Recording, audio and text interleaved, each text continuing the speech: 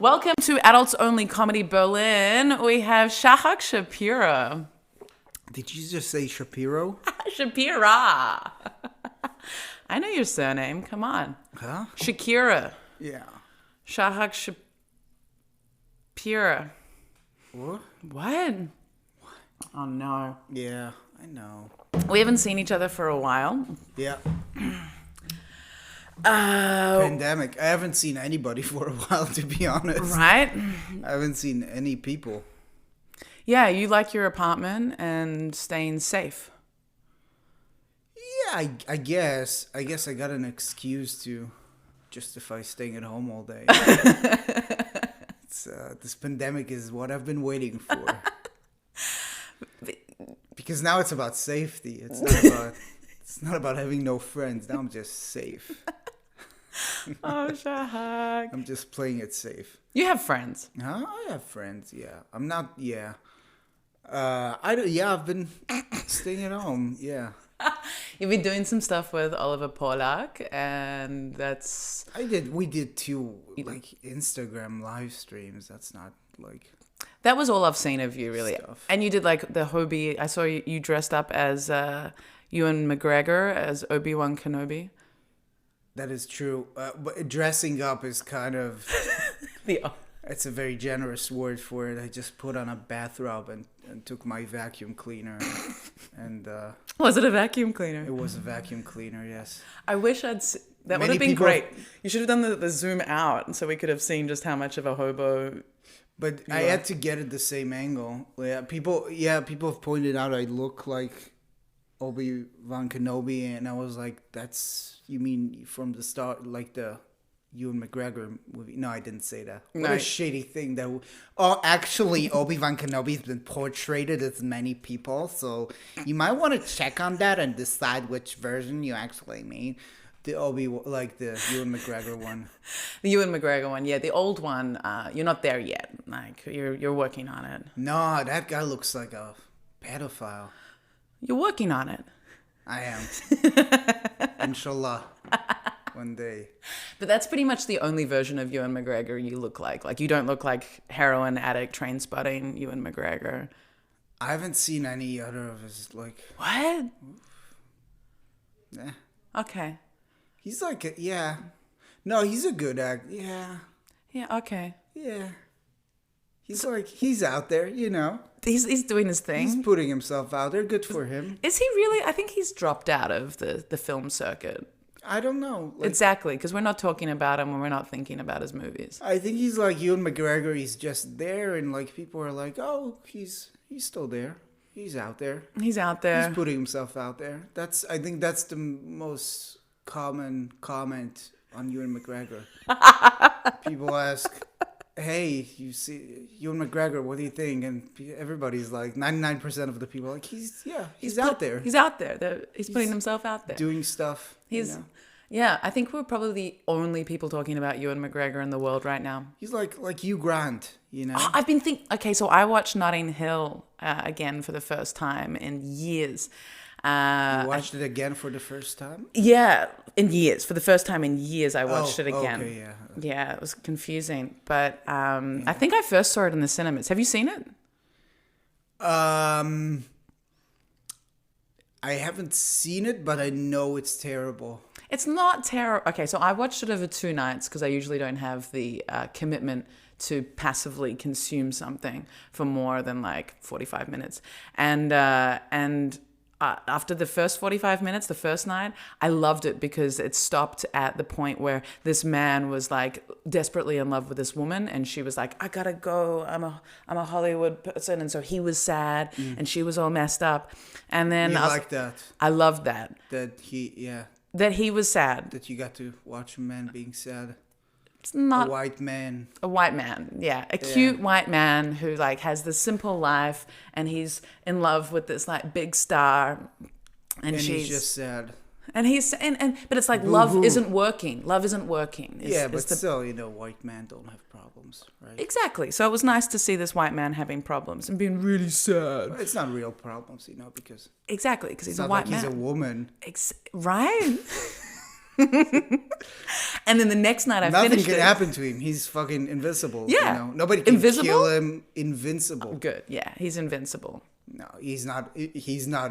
Oh, Exactly. That's why I was confused. Yeah, that is what everyone else is. All the marginalized people are invincible. Invisible. Yeah. Yeah. Invincible are The white men. Yeah. And then I watched the second part of it, and at the end of it, he gets the girl, they're in love, and it's all of these sort of montages, but like, you know, little vignettes of all these happy couples, and it ends with everyone happily coupled up in love. And I cried so much. I was just a mess. It was the worst ending to a film. Huh. Yeah. Cool. Yeah, that's a little insight into my approach to love at the moment. I don't like British entertainment in general, but it's not British; it's American because Julia Roberts is in it. Yeah, but I don't like how British people talk. It annoys me. There's something about, you know, when we were in Italy, like the whole gelato. Would you like some gelato? Something turns me really aggressive when I don't know why. I'm not saying it's bad. I'm just saying, for me, it's like the worst thing. The worst accent. And I don't know why, because they invented the whole thing, right? They did. So it's the longest developed accent of the English language. It's like when you hate Italian pizza, which I do. Yeah, it's not my preferred kind of pizza. So that's like, yeah, I know they came up with it, and kudos to them, to the British people for coming up with English. Mm-hmm. But they talk like morons, if you ask me. The thing with the English is that there's this thing where they talk really slowly. They're like, you know, I would like some gelato. That's terrible. But there's this slowness in how they speak, which I install Photoshop on my computer. Just speak like, you know. Don't stop speaking while you're speaking. Put some more air into the words. Don't stop while you're speaking. Now it's getting to offensive. Stop making breaks. Stop making breaks in what you're saying. Yeah. Just give me all your air. You know, it's like, it feels arrogant that they're like, no, I'm gonna keep some of my air inside. I'm gonna need it later. But I think there's an interesting point, this idea, I never thought about how British accents of English are the oldest. You know, they're the most developed. It's like their starting point is the very start of English. And so it's the most evolved accents. And then same with Italian pizza. It's like it's the most evolved, but maybe it's because it's too connected to traditions that it ends up being shit as opposed to evolving in other spaces with new influences. Philosophy. So we were in Italy together. I just fucking hate them. How about that? The English and Italian pizza. Is that what you're saying? Yeah, you just fucking hate them. The way English people talk and the way Italian. No, I liked it. The pizza was good. The pizza was good. I really liked the pizza, but I knew what to expect. It was good, but I'm more of a New York pizza kind of guy. Or a Chicago pizza guy. Yeah, I'd never been, but I really want to. I really wanted to. A pizza pie. Just what became of us when we were in Italy? What became of us when we were in Italy? We became food perverts. Just we turned into those two disgusting human beings who would just stand in front of food places. We would eat food drooling while watching food. Yeah. We were so we spent 2 weeks in Italy in September 2020. Yeah. And we both downloaded, I re-downloaded Tinder while I was there so that we could like compete on Tinder and see what was what. But we also spent most of our time consuming food. I downloaded Tinder. Oh, you didn't already have it? Nah. Okay, so we both downloaded Tinder for Italy. Yeah. And then, so it was like phone sex shopping, I guess. And then just like food shopping, like food consumption to the max. I didn't do a lot of the Tinder thing. No, right? Me neither. No, you talk to people. I didn't have a conversation with anybody. Yeah, okay, but that's like more your style. You were like,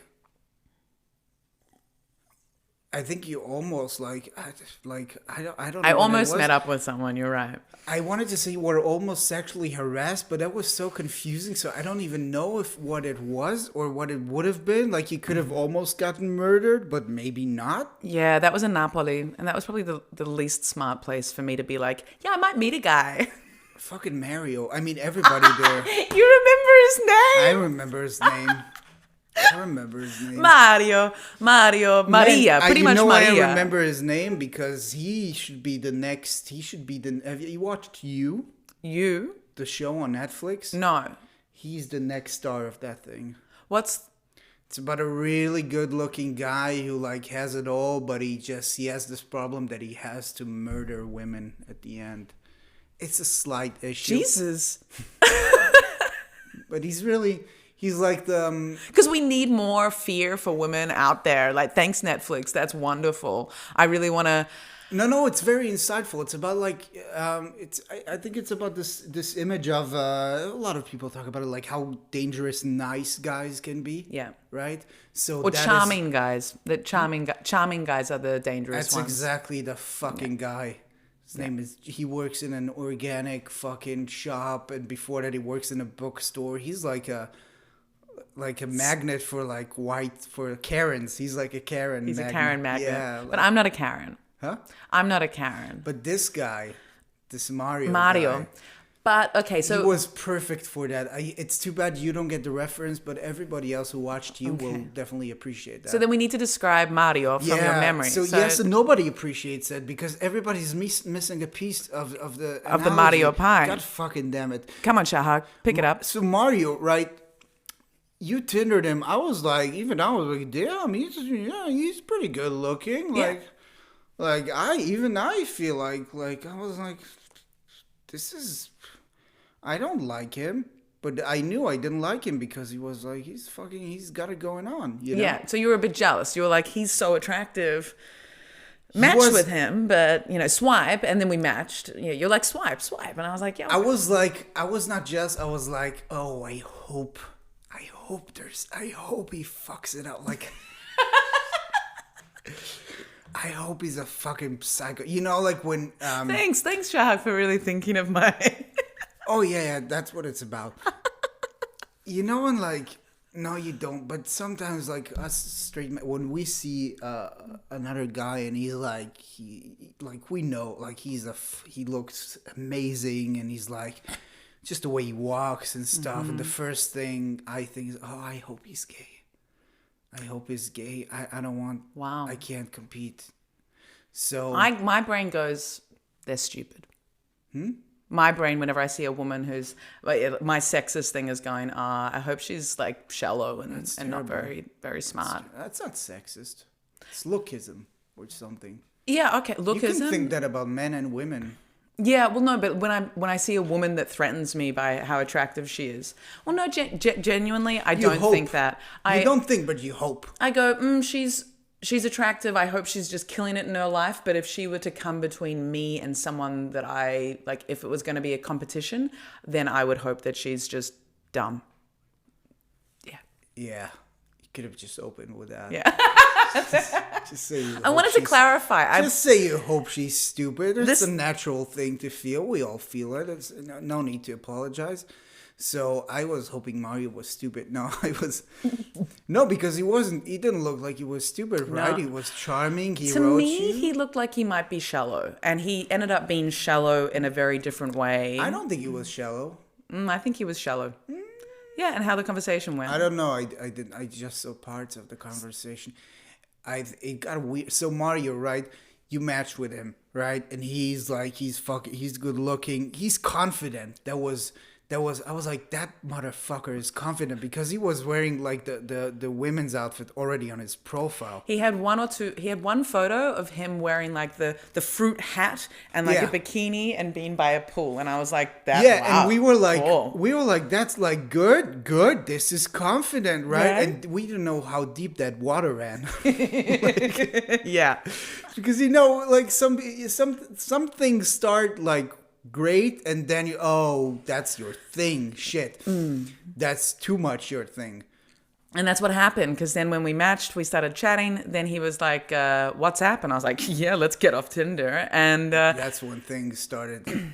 that's when he got comfortable. Yeah, that fruit head was the tip of the iceberg. Yeah, because then he sent 8 photos, like unsolicited. I was like, hey, beautiful photos. He straight away sent through 8 other photos of him in different outfits dressing as a woman, which is fine, but I didn't ask for them. Just 8 is just... Eight's 7 too many. Yeah. I mean, if he had like 1 or 2 more... You think 3 would have been all right? If he'd sent 3, I would have been like... They were okay. tasteful, but at some point it was... They were all tasteful, though. But at some point it was just the same photo from different angles, wasn't Right? it? There were quite a few, yeah. There were maybe 3 different settings, and yeah, 8 photos. And then I was chatting to him and being like, oh, wow, that's, I was speaking to him in Italian. And then I was like, oh, that's, well done. Like, he's like, yeah, I set up a page and I've had like 600 likes based on my female persona. And I said to him, oh, bravo. And then I said, or should I say brava, which is the female form. And then he got really annoyed and angry, like, how dare you, red face, red face, red face. What are you saying? And I was like, well, you're dressing up as a woman. So maybe your female alter ego is someone that I should also talk to, But he was angry at me doing that, which is when I stopped engaging in the conversation. Well, no, I didn't stop engaging then. I continued talking to him, and then he wanted to meet up, and I was like, oh, yeah, I'll have time between this time and this time. And then because I wasn't really opening my calendar for him. Wait, so he was angry, but yet the date was still on the table. Yeah. He was angry, and I was like, oh, like, sorry, ha, ha, ha. And then he was like, what are you doing tonight? And I was like, oh, I'll be having dinner here, but like maybe we can meet before in the afternoon somewhere. And then I didn't really follow up. And then we were leaving Napoli like the next day. What do you mean you didn't really... Did he say he wanted to? Yeah, I don't remember exactly how it went, but I think I was like, yeah, we could meet between here and here. And then he was like, oh, where are you? And it was like, and we were out. And I was like... And he'd already sent me 8 photos of himself, and I just wasn't particularly motivated. Well, I don't know. Maybe Mario was just... I feel like he's not the first Mario we might have misjudged on that trip, right? Like, we had the nudist Mario. Nudist Mario, yes. Oh, man. We might have misjudged a lot of Marios there. He definitely wanted to show me his penis. Well, yeah, but... Okay, we misjudged a lot of Marios based on the way they present themselves, right? Yeah. So second Mario, we're in Capri, where rich people summer. We summer in Capri. We summer in Capri. If you're a Sebastian Maniscalco fan. We listen to a lot of Sebastian Maniscalco in Italy. Yeah. He has this bit about rich people and like, we summer in Capri. And we summered in Capri. He's like, summer. We go on holidays for 2 weeks. They summer. Yeah, it's like months. It's a verb for them. So went to Capri for an afternoon. Yeah. Or like half a day. And the problem is, it was beautiful, right? But the beaches are full of children, which I personally hate, and Anna pretends to like, but I know she doesn't. At some point, there's too many kids, right? There were too many kids. The issue with Capri is that you have to pay for beaches that are not completely full. And they're quite expensive. It's like you have to pay like €24 for a beach bed and a shower, and that's the minimum, like that's the entry cost. And we refused. We refused so much that we were willing to risk our lives. There's a path that was closed. Yeah, there was a big gate closing this. So we were looking at Google Maps and looking at Capri, and we were like, public beach. We went to these places, too full. And we went to this private place, and we were like, fuck this. Like, we had to call and make a reservation, and then they were going to charge us like, yeah, 14 euro each. And then Yeah, and Anna was already like she almost died. Like she was she was so dehydrated. I was really, it was a really hot brink. day. We saw a snake too. Like We holy saw a shit. snake, yeah. Yeah, and Anna was like she definitely didn't behave like a person who grew up in Australia. She was very European that day. I was struggling. I was struggling On that the day brink because of death. Capri is this really high, like it's like should be like a volcanic mountain. Like you have to climb up so many sets of steps, and you're walking, and the sun, and it was and I'm in a very, like I was in a very fit state of health. You know, I wasn't smoking, no drinking. I was, you know, in a good state of physical health, and it was still really intense, the walking around. And so It's not like you grew up on a huge island that is a huge desert with snakes that are bigger than the snake my didn't legs, but did yeah. the snake scare me that much? I can't remember. The snake scared you. No, it didn't. We were both freaked We were out. both freaked out by it, weren't we?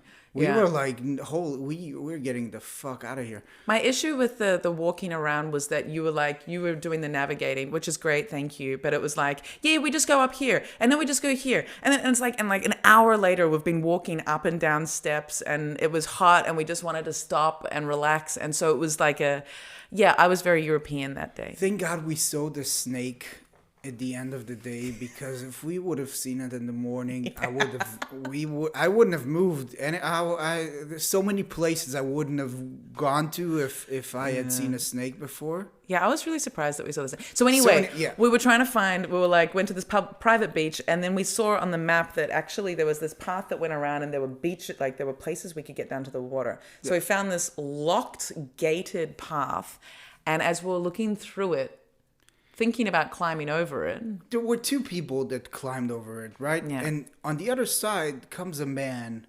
with just a bathing suit and a towel. And he's old. He's like 60 or something. He talks English. His name is Mario. Because everybody's named Mario there. Like, we only met Marios. And and he's like, you can climb.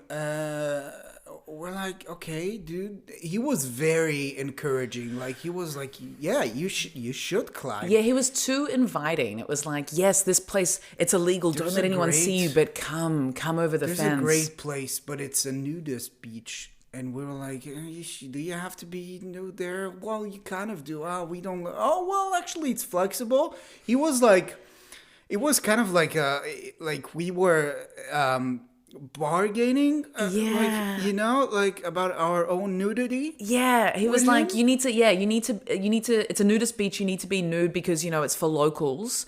And then he was like, oh, but and I was like, I'm interested, and you were like, mm-mm. And then he was like, well, and I think he was down because I showed interest. Oh, yeah. And so, he wasn't waiting for me to like, yeah, I'm happy to go nude. He didn't give a shit about your opinion. Yeah, he would have, fuck that, you're not local. So he was very encouraging.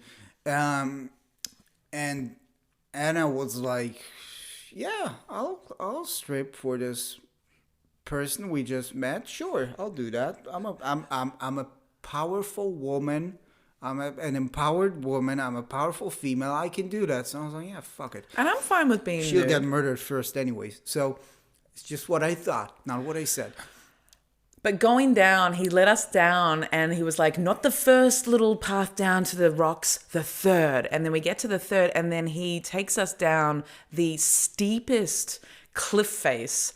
And there's like falling rocks, and we're holding on to like steel pipes and like olive trees. And I'm waiting for him to make a move. Like, I'm waiting for his whole crew to jump us. Right? Exactly. For his nudist old Italian crew of Marios. It's like 3 other Marios.